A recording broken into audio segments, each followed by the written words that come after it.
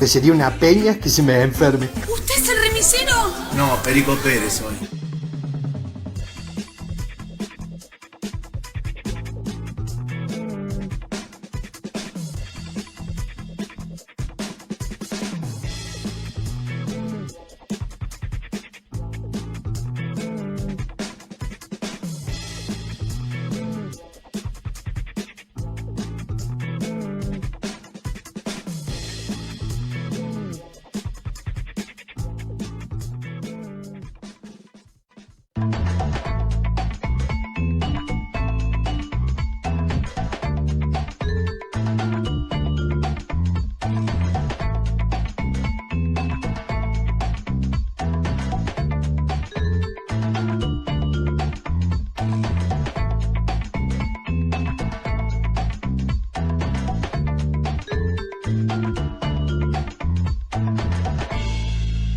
Buenas noches, un nuevo programa 40 minutos de responsabilidad social en la información y en la comunicación. Seguimos trabajando el ODS 16, que habla de paz, justicia e instituciones sólidas, profundizando sobre todos los temas que tienen que ver con estos tres aspectos. Y hoy tenemos una invitada realmente especial, es uno de los primeros programas que retomamos presenciales. Mi entrevistada está conmigo hoy acá. Es una expresa política del régimen macrista, es Angelina Lesieux, exintendenta de Perugorría en la provincia de Corrientes. Le damos la bienvenida a Angelina. ¿Qué tal, Lali? ¿Cómo estás? Muy Bien. Buenas tardes, gracias por invitarme. Un gusto enorme, la verdad, tenerte con nosotros ahora y en presencial, porque hemos transcurrido años acompañándote a la distancia, viendo solo tus fotos, sin conocerte, desde el Foro por la Democracia y la Libertad de los Presos Políticos y la Liga Argentina por los Derechos Humanos, viendo tu caso, viendo la situación aberrante en la que estaba siendo imputada de un delito inexistente, que nos llamaba mucho la atención, por eso profundizamos eso. Incluso el año 2020, en agosto, tuvimos oportunidad de estar con el ex preso político, el ex concejal de Goya, Ariel Pereira. Ariel nos acompañó en una charla que se llamó Lawfare, igual Democracia Condicionada, y contó tu caso, contó el de él, y la verdad que cada uno de los casos con los que nos enfrentamos de perseguidos y de presos políticos es como que renace el no salimos del asombro. Por eso la idea hoy es charlar un poco sobre tu gestión como intendenta, un poco cómo pasó toda la persecución y cómo llegaste.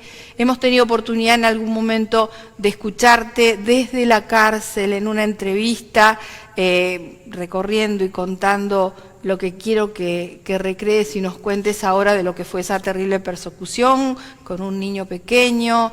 Angelina, te escuchamos todos con mucho interés. Bueno, en principio agradecerte este espacio, ¿no es cierto?, en tu programa. La verdad fueron tiempos muy difíciles para mí, para mi familia. Aparte de ser exfuncionaria, soy mamá, abuela, tengo 3 chicos. Mi hijo más chico tenía 9 años cuando comenzó esta persecución, cuando yo terminé presa con una prisión preventiva que se extiende, ¿no es cierto?, hasta el momento. Y lógicamente con una persecución a la que nos tiene acostumbrado el gobierno macrista, que tiene que ver con la utilización de los medios de comunicación y especialmente con algunos periodistas, como fueron el caso de algunos medios específicos y periodistas que fueron a la localidad de Perugorría, generando en el imaginario social realidades que no eran tan reales, como el hecho de haber generado un programa especial que decía Las Casas de Papel, en un programa muy conocido de La Cornisa, cuando esas casas de papel nunca fueron de papel, sino que son 40 viviendas. Es un barrio, ¿no? Del barrio Evita, donde barrio. hoy residen 40 familias de Perugorría. Pero esta cuestión de generar realidades paralelas, que es lo que hace, ¿no es cierto?, con el hecho de un periodista te genera una realidad y quizás el resto del país, la provincia, que no vive en Perugorría, No conoce el tema. por ahí cree, ¿no es cierto? Claro. Y la cuestión de la corrupción de la obra pública, el hecho de ser peronista, de pertenecer a un movimiento, a un espacio político. Bueno, fue la campaña. Y la el campaña hecho- era corrupción y se buscaba Y el todo hecho lo de que- ser mujer también, Claro. creo que sumó. Esto conllevó a una causa judicial que se inició con una denuncia anónima en la oficina anticorrupción de Laura Alonso, luego enviada a la provincia de Corrientes, y bueno, luego de el mismo modus operandi que se realizó creo que en todo el país, bueno, culminó con una prisión preventiva y un juicio, ¿no es cierto?, conllevando también a una condena en primera instancia que ha sido apelada y que creo que después de este tiempo tengo esperanzas que en esta instancia en la que nos encontramos ahora, ¿no es cierto?, pueda ser resuelta la situación. revertida la situación, porque Sí. indudablemente la persecución fue hacia vos y hacia también otros funcionarios municipales que también sufrieron que eran cárcel y persecución. que eran de mi gestión, incluso mi expareja que fue también Jorge intendente Corona. de Perugorría, el contador de la municipalidad, la secretaria de Hacienda y la tesorera municipal, se evaluaron jurídicamente 12 años de gestión. Sí, te hicieron una auditoría claramente lo que hacen. Me acuerdo, hay algo que a mí me quedó porque en mi sentencia me condenan por haber sido primera dama. Y es algo que realmente sorpresivo. hay o sea, me llamó muchísimo la atención que Claro. en una sentencia me cuestionen el hecho de haber sido primera dama en su momento, ¿no? Pero bueno, creo que tiene que ver también con un movimiento político que es el macrismo, con el PRO, que vino, dice llanamente, a destruir Claro. lo que nosotros Se ha construido. construimos o intentamos construir en todo este tiempo, que es la inclusión social. Claro. En Perugorría se han hecho muchas obras en el ámbito de salud, en el ámbito de educación. El cambio cultural es muy importante porque el verdadero cambio en una comunidad se da a través de la cultura y de la educación. No es algo a corto plazo, sino es una inversión que se va dando. Quizás hay ciertas cuestiones que no se ven generacionalmente ahora, pero que sí se ven hoy, por ejemplo, chicos que tuvieron la oportunidad de ver otra realidad, de venir a Tecnópolis, de incluso tener esos viajes, de poder conocer de que existe otra Argentina inclusiva con oportunidades de educación y generar la dignidad del trabajo, hacen que esta generación no sea la misma que quizás la de mi edad un poquito mayor. Y es importante invertir en educación porque los cambios culturales son los que pueden producir un progreso o un retroceso en cada una de las comunidades. Y quizás las obras son importantes, pero el cambio cultural, lo que uno va dejando en la esencia de un pueblo, creo que es lo más importante. Claro, lo más trascendente. Angelina, ¿hay fechas ya como para resolver tu caso? ¿La justicia está dentro de los plazos legales? La justicia está dentro de los plazos legales. La verdad tengo que reconocer de que tuve problemas de salud estando presa y que hoy la justicia me está brindando la posibilidad de realizar el tratamiento. Es por eso que estoy en Buenos Aires realizando un tratamiento médico. Tengo turno con el médico con la cuestión de múltiples problemas de salud que me habían provocado una anemia crónica.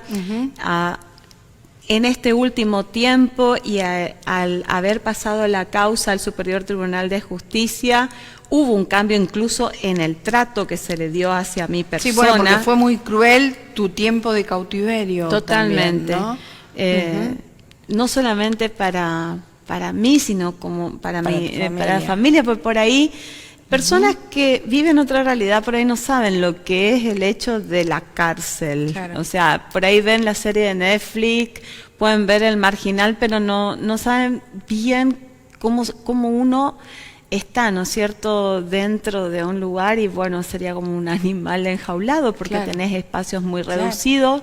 No te olvides, Lali, que yo estuve en alcaidías, estuve en cárceles de Claro. hombres. Claro. Entonces estaba en habitaciones de 3x2, donde tenía un bañito muy pequeño. Entonces, por ahí se imaginan los penales o las cárceles como algo muy grande y no es así. Claro. La primera etapa con lo que eran las requisas, con el hecho de que te desnuden, de hacer cuclilla. No me voy a olvidar que cuando llegué recién a mi casa no podía dormir, me dolía la espalda y era porque había dormido tan mal durante 3 Tanto años tiempo, que claro. no podía acostumbrarme a un colchón. Claro. Perdés el hábito de sentarte a comer en una mesa, los horarios, la verdad que psicológicamente para Sí, es uno una es tortura. algo muy malo porque uno sabe que además también trae consigo a su familia y sus hijos. Claro, porque Ángel era muy pequeño, ¿no? 9 años, 9 años. y cuando regresé a mi casa me tomó 3 meses que mi hijo me vuelva a reconocer como su mamá. Claro. El hecho también de que cuando iban a visitarme tenían que pasar por las requisas, de que los desnuden, de que el último año había decidido prácticamente que mi hijo varón no vaya a verme más, porque le generaba una cuestión de Sí, una afectación. de pudor y yo veía que lo estaba perturbando, entonces era preferible que no vaya y no someterlo a todo ello, ¿no es cierto? Y creo que yo no le deseo ni a mi peor enemigo, ni a los adversarios. Por ahí no estoy de acuerdo con esto de que salimos nosotros, que vengan los otros y que vayan presos. No, o sea... Sí, no, la política no debe judicializarse, hay otras herramientas. No, para nada, pero además la aberración que tiene que ver con la tortura que es, no solamente para el que está adentro, sino como destruye familias enteras. Claro, es no, porque muy aparte difícil la sostener. estigmatización es muy difícil, la estigmatización es muy difícil. En el caso tuyo también te topaste con que hubo como maldad incluida, destrozos en tu domicilio, hubo como gestos de... En realidad, el nivel de odio y de resentimiento que hubo en mi caso particular, donde la presidenta del Consejo Deliberante de Perugorría, de Juntos por el Cambio, presidenta incluso de la UCR, lideró la campaña de estigmatización en todos los medios de comunicación, tanto provinciales, locales como nacionales. Fue ella quien dio la entrevista al periodista Majul, a Canal 13, con María Laura Santillán, quien se encargó de hacer visible incluso con Lager, y sabemos que lógicamente tiene que haber una inversión en lo que hace a los medios de comunicación, porque Perugorría tiene un municipio de 12.500 habitantes. Entonces, esta persona que hoy es socia del gobierno local, no buscó las herramientas democráticas, sino buscó de mala manera utilizar un gobierno nacional, como era el macrismo, acostumbrado a esto, y obviamente estigmatizar a los adversarios políticos y una persecución atroz con los medios de comunicación, generando una realidad paralela y generando también esa condena social, claro, que lógicamente al mostrar tanta aberración exige a un sistema judicial una cierta respuesta. Todo confabulado para llegar al poder local. Yo creo que esas cuestiones, el odio y el resentimiento no construye, nada bueno puede surgir de eso, ¿no es cierto? Y lamentablemente creo que aún hoy eso no está terminado, ni en Corrientes, ni en el resto del país. Y pese a eso, pese a la persecución, pese a la cárcel, pese a que todavía estás con monitoreo por parte de la justicia de tu situación, bueno, has logrado, digamos, presencia política, porque sos una mujer política. Contanos qué pasa el día siguiente que volvés a tu casa, cómo te recibe tu comunidad, qué estás haciendo por ella hoy, que nos resulta muy interesante.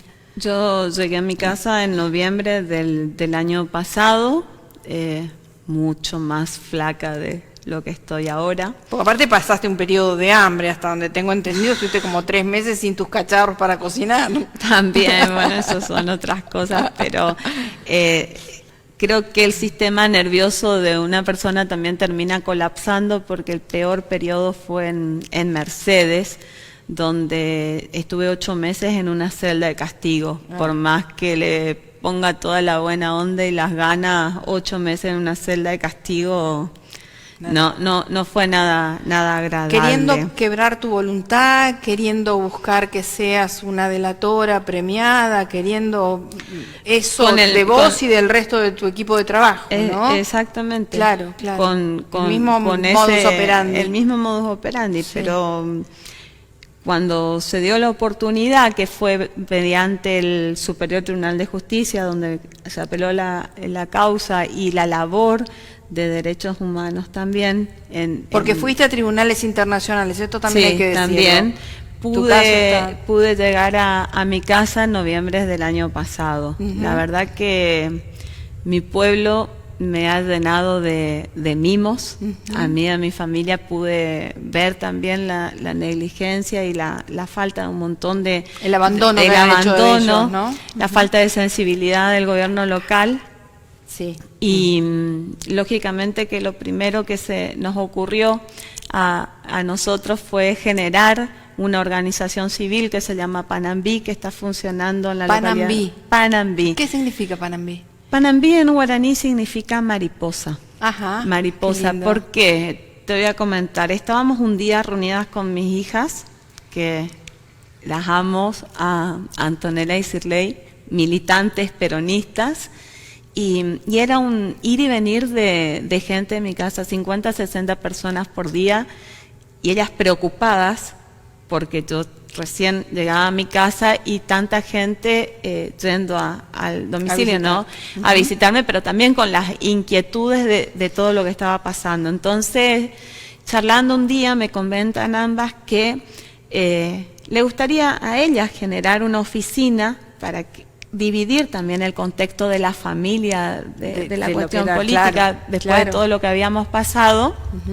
Y Panambí significa mariposa en guaraní. Entonces le pregunto yo, una noche cenando con ellas, le pregunto por qué se le había ocurrido la mariposa. Entonces me dicen, mamá, la mariposa, antes de ser mariposa, y algo bello que tiene que ver con la esperanza, con el color y el amor, fue primero una oruga. Claro. Y tuvo que pasar por muchísimas cosas. Decime si no tiene simbología y analogía, claro, con todo lo que nos pasó a nosotros. Y bueno, así nació Panambí en enero del año pasado, con un grupo de jóvenes, y hoy sigue funcionando, está en Perugorría, y es desde donde, a través de donaciones, podemos llegar a la gente. Asistir en las necesidades básicas más urgentes. Principalmente en lo que hace a la mujer, a los chicos, en salud, en la leche, control de peso. Nosotros no tenemos oficina ANSES. Para poder hacer un trámite de ANSES tenemos el 45% de nuestra población en la zona rural, hay que hacer 100 kilómetros, en un contexto de pandemia, en un contexto de crisis económica, donde tienen que pagar un remis, se hace todo muy difícil. La gente de la zona rural no tiene acceso a internet, a computadora, hay muchísimos trámites que se pueden hacer online. O sea, ponemos ganas, ponemos todas las herramientas, y bueno, siempre hay amigos, hay compañeros, hay gente solidaria que hace llegar los recursos incluso a Panambí, y bueno, estamos trabajando en eso y tratando de reconstruir lo que se destruyó en todo este tiempo con el gobierno macrista. Claro. Fuerte lo que está pasando. Estás viendo, bueno, Perugorría queda a 100 kilómetros de Curuzucuatiá. Nos estás contando la realidad de Perugorría hoy y es la realidad que estás viendo de Corrientes en general o hay alguna expectativa de un gobierno distinto después de Colombi. A ver, ¿qué expectativa estás teniendo de lo que es Corrientes hoy? El gobernador Valdés fue reelecto hace muy poco por el 74% de los votos. Corrientes no tiene una conducción peronista, no existe un líder, estuvo intervenido el peronismo. La verdad que no hay una fuerza opositora hoy en la provincia de Corrientes. En este sentido, no podés brindar a una sociedad alguna alternativa de gobierno si es que no está consolidado el partido, no está consolidado el movimiento. En este sentido, las elecciones de Corrientes, con una victoria arrasadora del gobernador Valdés, con el 70 y pico de los votos, dice llanamente, demostró que algo está faltando. No siempre es culpa de la oposición, también es culpa nuestra, porque nosotros no supimos construir un proyecto alternativo en la provincia de Corrientes. Entonces, ¿cómo vamos a pedirle a la sociedad correntina que nos vote si nosotros no fuimos capaces de construir algo en este tiempo? Pienso, sí, que se vienen tiempos de cambio, donde el peronismo va a generar una nueva conducción a nivel provincial, y que espero que podamos estar a las alturas de las circunstancias como para que podamos ser realmente una opción, ¿no es cierto?, en la provincia de Corrientes. ¿En Corrientes no hay opción peronista en ninguna de las localidades? Solamente se mantuvo un municipio, que es Villa Olivari, el resto de los municipios se perdieron todos. Y ahora el 14 de noviembre hay elecciones donde se votan 15 municipios, donde realmente tampoco el resultado de las pasos fueron muy buenas, al igual que en todo el país, pero yo creo que esto tenemos que hacernos una autocrítica. Esto no tiene que ver con que si Valdés es bueno o malo, o la oposición. Es que pasó con el peronismo para que pase esto. ¿Qué pasó con nosotros? ¿Qué es lo que está pasando con la conducción del peronismo en la provincia de Corrientes? Y bueno, ¿qué también está pasando a nivel país? Necesitamos generar nuevos líderes, nuevas opciones, y para poder realmente ser una alternativa. Y o si no, es como que creo también que al correntino como al argentino no le gusta que siempre le estemos echando la culpa al otro. Obvio. Tenemos que empezar a hacernos cargos también de nuestros errores y bueno, buscar la manera de poder brindar alternativas, porque si no, hoy hablo de mi pueblo. En mi pueblo no hay posibilidades de trabajo, los jóvenes se tienen que ir. Un joven que quiere progresar se tiene que ir de Perugorría. No, solamente hay trabajo en la administración pública, no hay empresas, no hay industrias. Eso lo que hace es terminar de destruir una familia, porque los jóvenes tienen que irse, cada vez están más lejos, es doloroso. Bueno, ¿y qué alternativas estamos dando si no damos nada? Entonces creo que tenemos que ver la problemática y empezar a trabajar en ello, pero con un proyecto serio. En Corrientes pasó lo que pasó en provincia de Buenos Aires y en algunas otras provincias del interior, donde no ha habido competencia electoral en las PASO, no ha habido oferta electoral, o sea, el peronismo en vez de con lista unificada ha ido con lista única también, o sea, ¿esto lo ves como una problemática generalizada de las en Corrientes hubieron pasos, pero con una lista unificada, o sea, no hubo, o sea, no hubo oferta electoral. En cambio, Ecocambiamos sí tuvo sus pasos. Claro. Fue mucho más democrático. Claro. En ese sentido también tenemos que resaltar, y te vuelvo a repetir, Corrientes no tiene conducción política, el peronismo no tiene conducción política, no genera una alternativa, en este momento no es una oposición, ni tampoco es una alternativa viable. Más allá de los ideales que podamos tener todos, al no haber una conducción sólida, y estar intervenido el partido y que un mes antes de las elecciones a gobernador traten de instalar un gobernador no se instala un mes antes, No, claro. un candidato no. Entonces eso tampoco es una alternativa seria.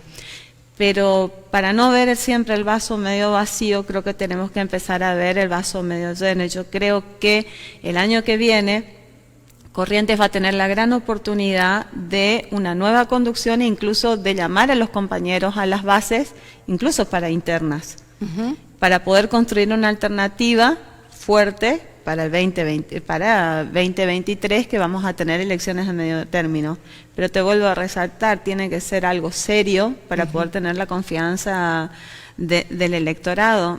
Yo, desde Perú Gorría, con la cantidad o sea, más del 40%, superando el 44%, casi el 47% de los votos, la verdad que agradecida la confianza de mi localidad, pero eso es Perú Gorría. Nosotros estamos hablando de una provincia, y una provincia donde Valdés tuvo una construcción porque demostró más del 70% de los votos. Claro.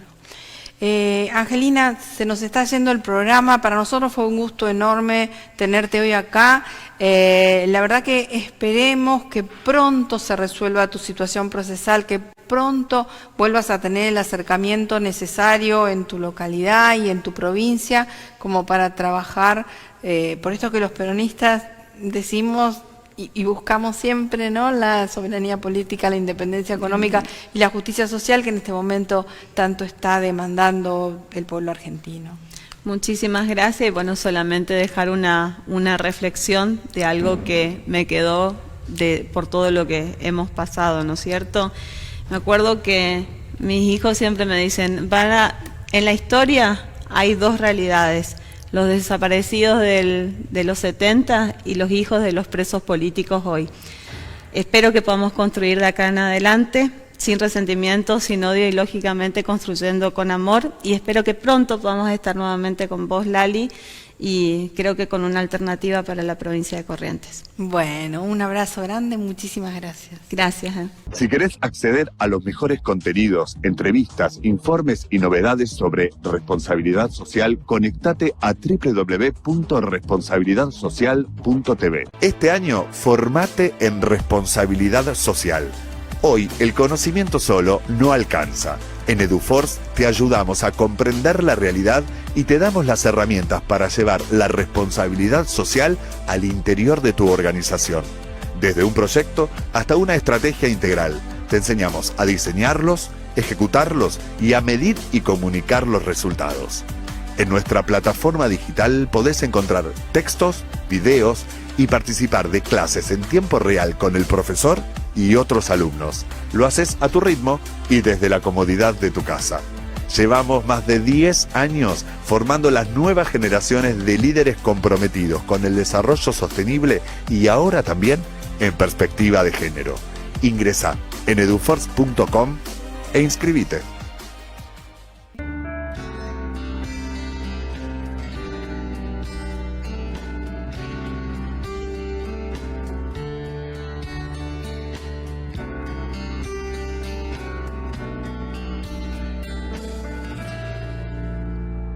El tiempo fue pasando y nos fuimos conociendo, amabas y sufrías.